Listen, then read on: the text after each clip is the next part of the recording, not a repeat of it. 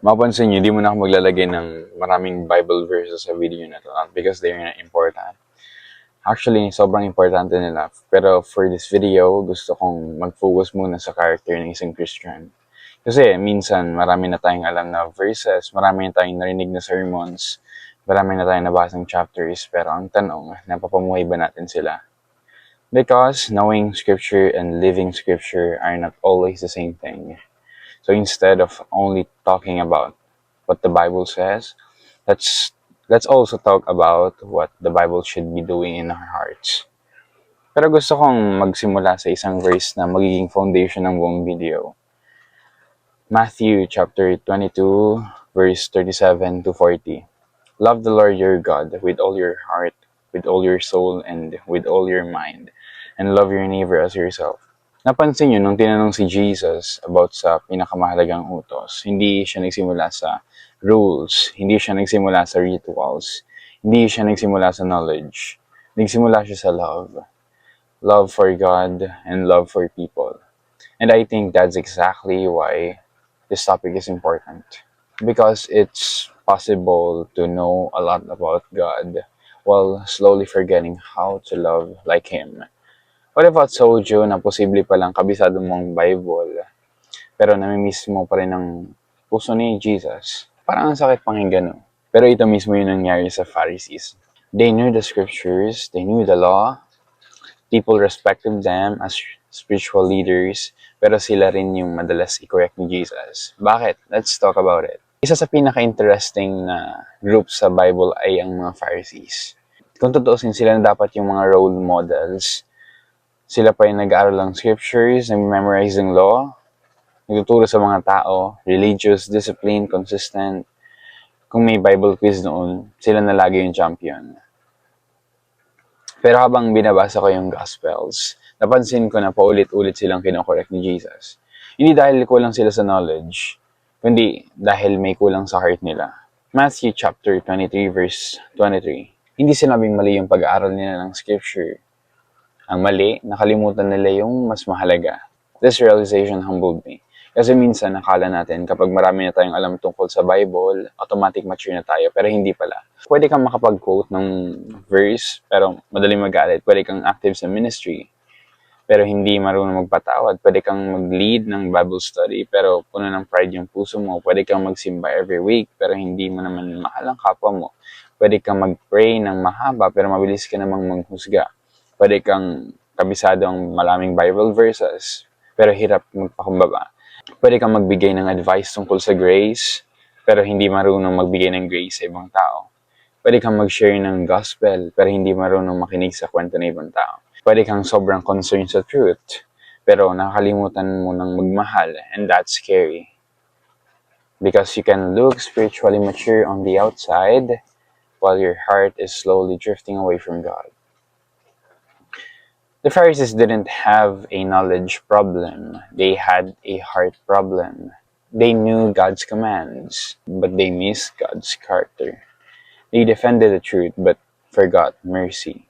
They protected religion, but neglect relationships. And honestly, I don't want that to happen to me.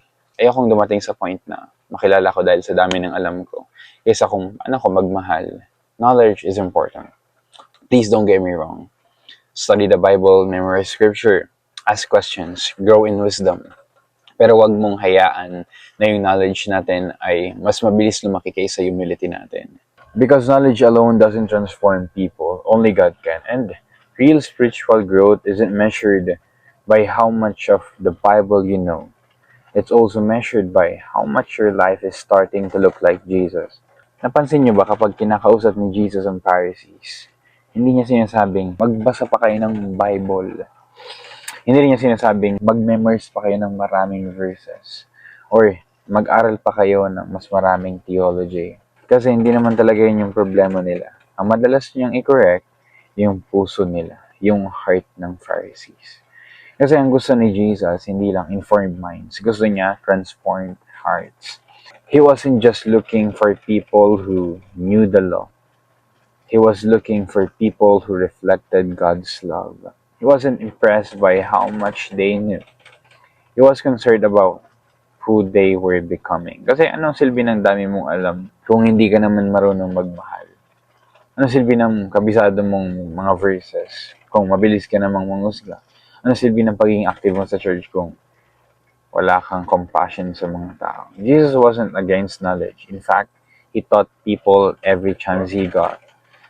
He wanted people to know the law.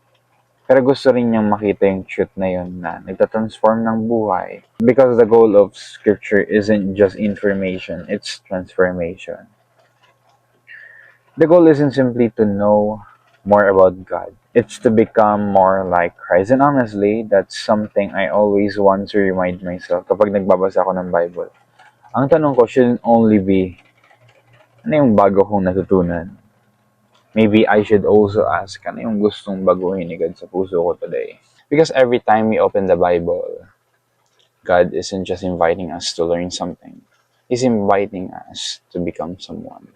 Ito siguro yung isa sa pinaka-mapanganib kapag dumadami na yung knowledge, pero hindi dumadami yung humility.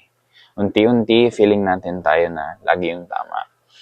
Na mas spiritual tayo kaysa iba, na mas mababa yung ibang tao. Instead of loving, we start judging. Instead of helping, we start comparing. Instead of pointing people to Jesus, we point people to ourselves. And honestly, I've seen this happen.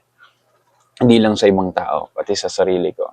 May mga moments na feeling ko, ang dami ko nang natutunan. Ang dami ko nang nabasang books, ang dami ko nang na-share, ang dami ko nang natulungan. Pero God still reminded me, knowledge should produce humility, not superiority. One thing I've noticed is this: when knowledge isn't matched with love, people get hurt. I've heard stories of people who left the church not because they hated God, but because they felt judged before they felt love. Some were struggling with addiction, some were dealing with depression or anxiety, some had broken families. Some had made mistakes they deeply regretted. Some identified as LGBTQ. And before anyone took the time to know their story, they were already labeled, already judged, already pushed away. Now, does loving someone mean we agree with every choice they make? No, Jesus never compromised the truth. But notice how he treated people. He listened, he showed compassion. He made people where they were. Then he called them to transformation. Truth without love can become harsh. Love without truth can become empty. But Jesus showed both. As followers of Christ, we're called to do the same. Because people should experience the heart of Jesus through us, not just our opinions. Minsan kasi mabilis tayong mag-focus sa routine. Bible reading, prayer, church, serving, fasting. All of those are good. Very good actually. Please don't stop doing those things. Pero here's the question. Bakit mo ba ginagawa lahat ng yan? Kasi pwede mo palang gawin ng mga yan without actually spending time with God. Parang relationship lang. Hindi porket araw-araw kayo nagchat-chat, ibig sabihin kilala niyo na yung isa't isa. Hindi porket lagi kayong magkasama, ibig sabihin close na kayo. You can know a lot about a person without truly knowing that person. The same is true spiritually. Pwede mong malaman ng story sa Bible, pwede mong kabisaduhin ang verses, pwede kang maging active sa church, pwede kang mag-serve every day, every week. Pero ang tanong, nakikilala mo ba si Jesus? Nakikilala ba natin si Jesus? Because Christianity isn't just about Christian things, it's about walking with Christ. Hindi goal ng Bible reading na makadami ng chapters. Hindi goal ng church attendance na makompleto yung Sunday. The goal is to know God more, to love Him more, and to become like Him. Because God doesn't just want our habits, He wants our hearts. He doesn't just want our time, He wants our surrender. He doesn't just want us to know His Word. He wants His Word to change us. At siguro ito na yung gusto kong i-remind sa sarili ko araw-araw. Kapag nagbabasa ako ng Bible, ayokong matapos lang namin madagdag na knowledge. Gusto kong matapos na may nabago sa puso ko. Because that's what a relationship with God looks like. So instead of asking, nakailang chapters na ba nabasa ko today? Maybe ask, mas naging loving ba ako? Instead of asking, ilang Bible verse na ba kabisado ko? Ask, mas naging humble ba ako? Instead of asking, Active ba ako sa church? Ask, mas naging Christ-like ba ako? And don't get me wrong, reading the Bible, memorizing scripture, having a consistent prayer life, serving in church, those are all beautiful habits. But don't pressure yourself to do them just to feel spiritual or to prove that you're a good Christian. Do them because you genuinely want to know God. Because at the end of the day, God isn't keeping score of how many chapters you've finished. He's interested in what His Word is doing in your heart. Because that's the goal. Not just to know more, but to love more. Not just to collect verses, but to live them. Not just to become a better Bible reader, but to become more like Jesus. That's what genuine spiritual growth looks like. Imagine two people, pareho silang nagbabasa ng Bible araw-araw. Pareho silang nagsisimba. Pareho silang nagpe-pray, pero yung isa kapag nagkamali, galit agad. Judgment agad, condemnation agad. Samantalang yung isa, marunong makinig, marunong umunawa, marunong magmahal. Para silang may knowledge, pero magkaiba yung puso. And I think Jesus is after the second one. This message humbled me kasi habang ginagawa ko tong video, patanong din ako sa sarili ko, am I just growing in knowledge or am I also growing in love? Personally, I really love serving people. Hindi ito para magyabang o manumbat. I'm just grateful na binigyan ako ni God ng heart to serve. I love listening to my friends. Minsan inaabot kami ng ilang oras sa usapan. Kapag may kailangan silang advice, I'll do my best to help. Whether it's about fitness, nutrition, skincare, school, faith, or life in general. If I know something that could help them, gusto ko talagang i-share. Even in simple ways, kung may kaya akong ibigay o ipahiram, ginagawa ko. Not because I expect something in return. Honestly, I've just grown to love serving people. Pero may na-realize din ako. Kapag dumadaan ako sa sarili kong struggles, hindi ako masyadong nag-reach out. Hindi na ako masyadong nakapag-reach out. Nag-isolate na ako. And I know that's one of my shortcomings. Kaya hanggang ngayon, I'm still learning.